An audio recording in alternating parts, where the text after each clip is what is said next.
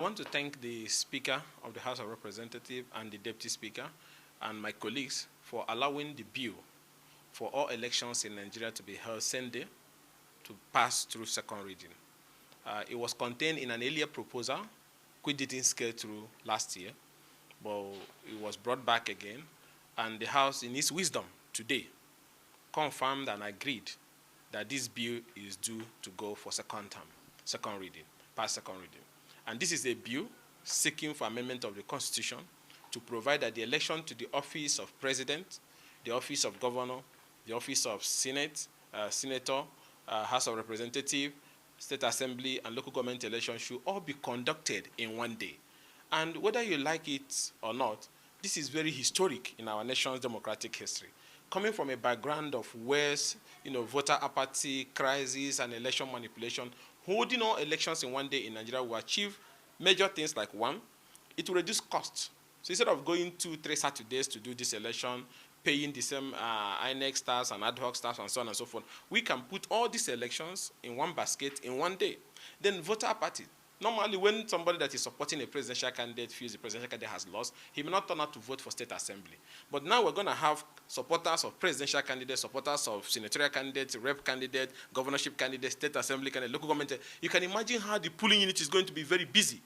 And then for election security, now you're going to have almost about 12 agents or 3 agents for one party, times the number of parties participating. So the number of agents in that polling unit has already formed a security ring around the electoral process. And that will ensure that those who normally come to frighten voters and run away, you're going to see not less than 500, 1,000 people in one polling unit. So in terms of reducing costs, all election holding in one day in Nigeria is coming at the right time. In terms of security, it's coming at the right time that people try to snatch ballot and don't want election to be uploaded and so on and so forth. Then in terms of saving hours, so instead of locking down the country for 2-3 Saturdays, we can have all this election in one day. And again, in terms of credibility of the process, remember that if we have all election in one day, the accreditation that is used for the state assembly or local government or House of Rep is the same accreditation for the presidential election.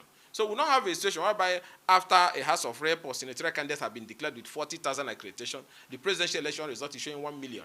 Because already people have collected their result at that lower level before we even start getting to the state level where we're going to compile the governorship and the presidential.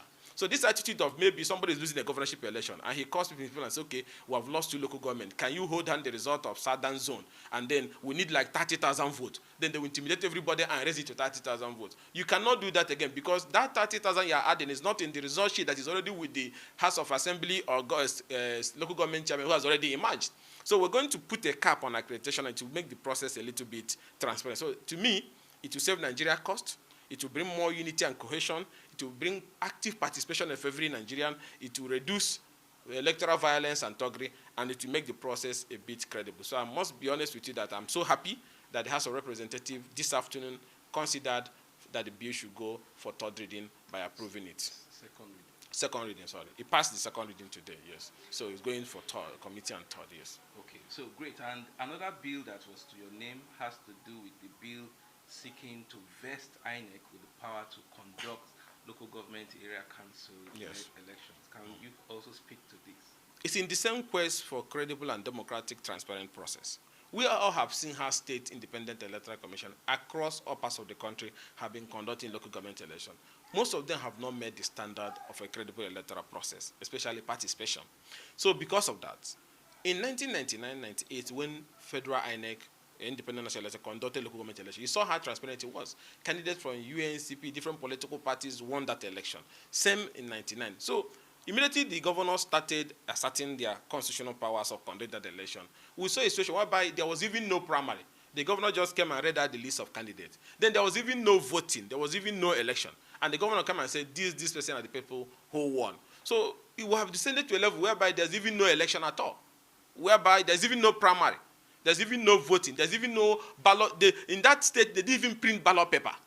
Nobody came out to vote. But they have local government. I feel that Nigerians are yearning for a working local government. All over the world, the catalyst for national development is activities at the local government. That is what will grow agriculture. That is what will grow security. That is what will grow empowerment and so on and so forth. A country without a working local government is going to have insecurity, is going to have poverty, is going to have crisis, and that's what's happening in Nigeria because you have removed that layer of government. And then the states, in most of the states, they are mismanaging their fund. And that part of the reason is that how these local governments emerge, most of them don't emerge through a transparent democratic process. So they will owe allegiance to the person who appointed them. So, but if we now allow INEC to conduct local government elections simultaneously with all other elections in different parts of the country, you can see a son of a school teacher, if his villagers love him, can emerge as a councillor, can emerge as a local government chairman, and they'll be accountable to the people. And you need this aspect to complement what the president has done by releasing or insisting that allocation of local government should go directly to the local government. That aim will be defeated if the process of electing those who administer it is at the mercy of the governor. That means even when you send the allocation directly, the chairman will surrender it to the governor willingly.